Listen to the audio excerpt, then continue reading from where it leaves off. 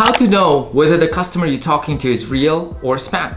Perhaps it's your competitor. How to differentiate one from another. Did you had circumstances when you had spent 30 minutes of your time answering questions and hang up providing a quote for a customer or thinking it was a customer just to find out whether it was not a real customer or not interested in your services, or perhaps you even felt inside of your guts that, hey, I felt like I'd been played.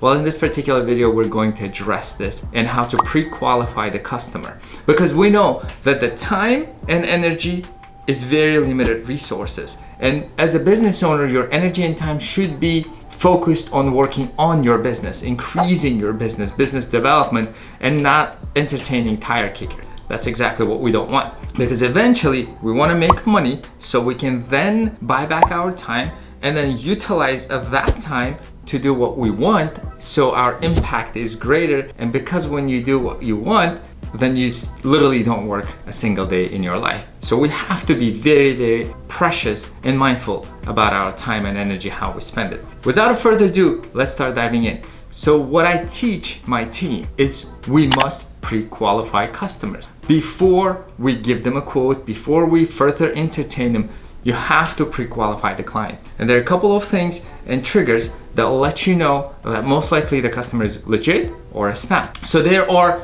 two factors that will tell me as a cleaning business owner or as a cleaning person who's selling a cleaning services whether the need is legit. So I want to know if the customer has a real problem, meaning they're fed up with their service or they were just doing it themselves and they just literally can't do it anymore.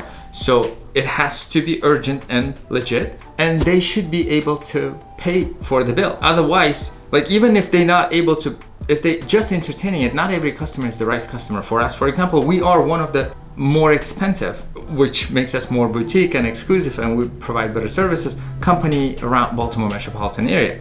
So we can't entertain. I've got the office managers, bookkeepers, and the overhead is bigger, and we pay a lot more to our cleaners. Therefore, we have to be very selective with which customers we spend our time and energy with. So there, as mentioned, there are two things that must qualify to go through the first round of qualification. The matter that must be legit, and it must be urgent at the same time, and then the customer should be willing to pay for it to make that go away. So when you're entertaining a person over the phone especially, and that happens a lot over the phone when people just call in like, hey, I've got this project, can you give me a quote? And whenever that happens, we start asking questions, and that's exactly what I'd like you to do too, so you are more mindful of your time as well. And number one is, what will tell you, there's 5 questions that you have and know to know that the person is legit. And then after those questions, I'm gonna let you know which cases could be a spam like a triggers and things to pay attention to. So number 1 is a contact information. I would like to very first find out the person's first name, last name, their email and phone number. If they're not willing to give this information to me so I can provide the quote to help them out, then I'm not literally willing to continue this conversation. So when I call them and the phone rings and I'm like, what can we help you with? And they voice their problem, and I ask, can I have your first name, last name, and email address? And if they're not willing to give it, and I say, hey, I can't proceed, my CRM doesn't let me go further, I have to get it. You can also say it's a company policy, or you could say we just don't entertain customers that are not serious. So whichever the option you prefer, say it. What I'm mentioning is, for us, it really doesn't make too much sense to entertain someone who's not willing to give their phone and email address. So that would be a very red no and flag for us from the get-go.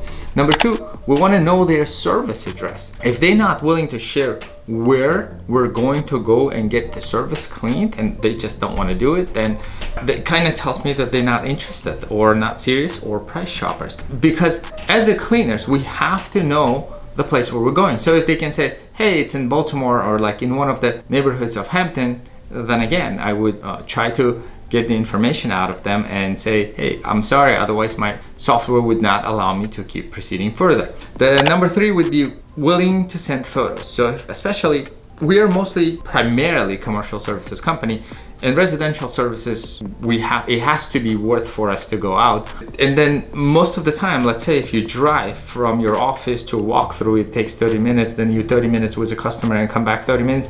It's 1.5 hours of productive time of yours is just gone. So if I know that the customer's problem is not urgent and immediate and they're not willing to pay for it, then I'm not willing to drive all that time. Besides, the photos will help out. So in residential jobs, I mean, we have to see as cleaners what we're cleaning, the challenges and the condition, of course. So therefore I asked them, could you please send the photos for me?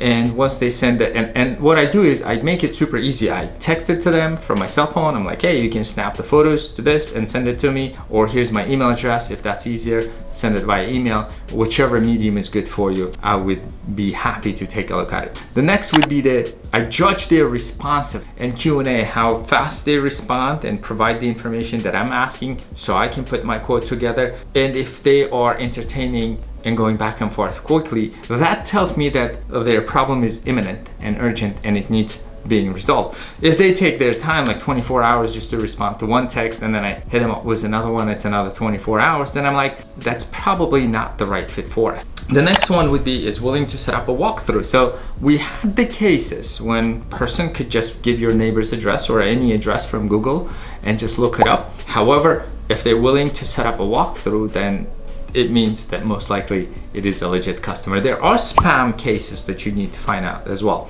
And those are like a common red flag. So if you see them, they already kind of like my guard goes up. And one would be I'm outside of the country. So did you have those instances when somebody just reached out to you and like, hey, I'm on vacation in Mexico, for example, but I'm trying to get this place cleaned. Can you please give me a quote?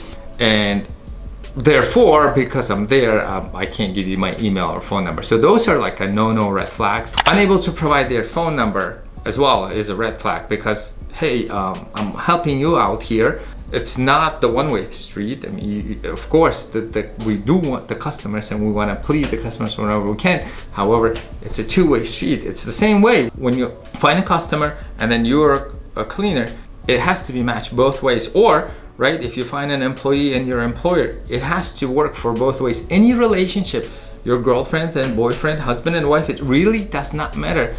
The relationship to work, both parties should be working together. And then Gmail, Yahoo Box, MSN, etc. Those inboxes, like if they send me an email from it and it says Yahoo, MSN, generic inboxes, especially more relevant for commercial accounts, if those are there, then my flag goes up a little bit more and I can start drilling or asking more questions, qualifying questions. And then there's another instance when you would see someone saying like, hey, I'm outside of the country, again, going back to number one, spam, and therefore I'm willing to pay you. I can even pay you in advance. Please give me your banking information, what address, what's routing information, so I can just drop the money into your.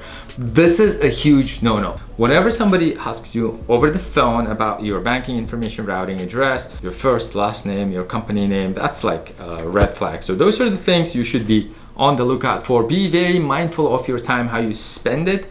Again, your focus is to work on your business, not inside of it, but actually on your business. And check out this video because this will help you to keep nailing your cleaning business further. See you there. Bye-bye.